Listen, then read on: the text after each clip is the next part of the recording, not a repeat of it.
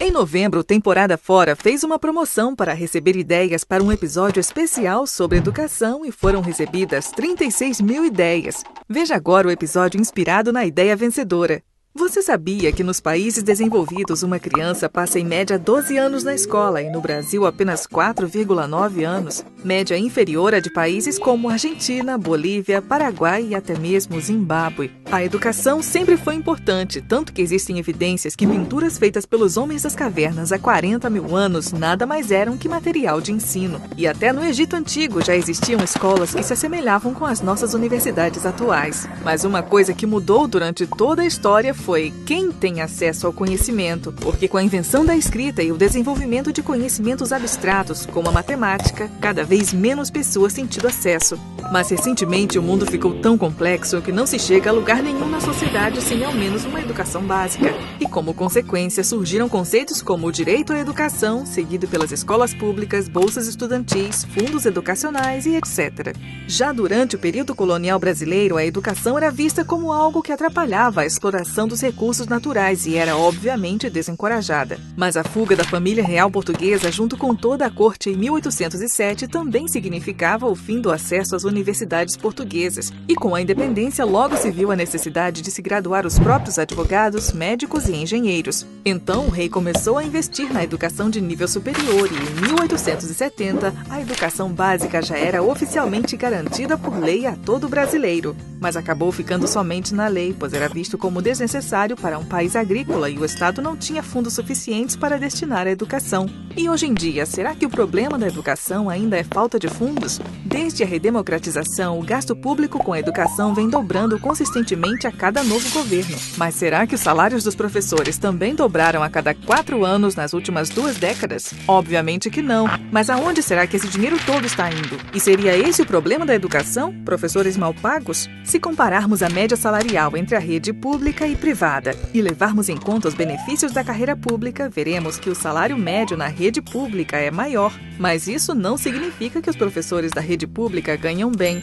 mas sim que os professores da rede privada também ganham mal. Mas por que será que aqueles pais que têm condições financeiras optam por colocar seus filhos na rede privada? Para entender esse ponto, vamos dar uma olhada no sistema público. O professor, assim como todo funcionário público, passa em um concurso que lhe garante um salário maior do que o da iniciativa privada, além da estabilidade que permite que o professor se foque somente em ensinar, sem temer a perda do emprego quando os governantes são trocados. Porém, como em todo cargo público, não existe a meritocracia e somente aqueles que se engajam politicamente conseguem aquelas promoções poupudas e benefícios duvidosos. Somando isso a um salário insuficiente para suas necessidades básicas, o professor acaba por não ter nenhum estímulo para se manter motivado. Você sabia que um professor bem treinado e, acima de tudo, motivado é capaz de ensinar 50% a mais do que um bom professor e até 3 vezes mais do que um professor desmotivado ou simplesmente um professor ruim? Eles são capazes de fazer os estudantes ficarem animados até mesmo com tópicos difíceis, como matemática ou ciências.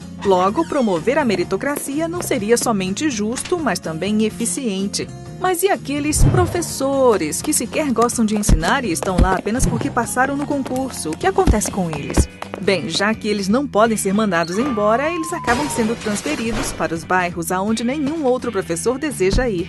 Aqueles bairros pobres com altas taxas de criminalidade e onde os pais precisam trabalhar o dia todo só para terem o que comer. É fácil perceber que ali estão as crianças que mais precisam de assistência e boa educação.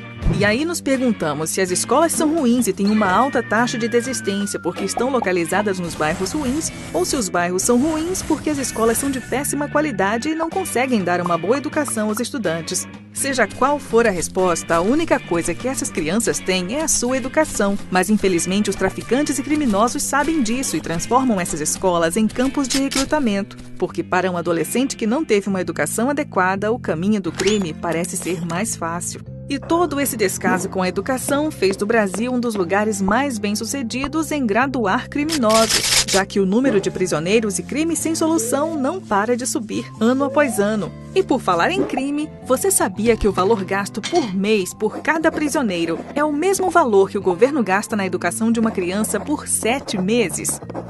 E isso sem considerar os custos de segurança pública e a perda de um potencial membro produtivo da sociedade. Existem hoje no Brasil 500 meio milhão de pessoas presas e mais de 26 mil trabalhadores estrangeiros chegam ano após ano para preencherem vagas para as quais não existem brasileiros qualificados. Agora você deve estar esperando que o Temporada Fora apresente uma solução no final do vídeo. Mas infelizmente a vida real não é um vídeo e o que podemos fazer é divulgar as verdadeiras consequências da péssima qualidade da educação pública de nível básico. Cabe a você que está aí assistindo ajudar a divulgar esse vídeo e agir, pois se ficarmos esperando que os políticos resolvam, vamos continuar esperando porque vai demorar e muito. Se você, assim como o Temporada Fora, acredita que apenas juntos vamos conseguir mudar essa vergonha, divulgue esse vídeo e não se esqueça de colocá-los nos seus favoritos e inscrever-se no canal, porque isso ajuda bastante.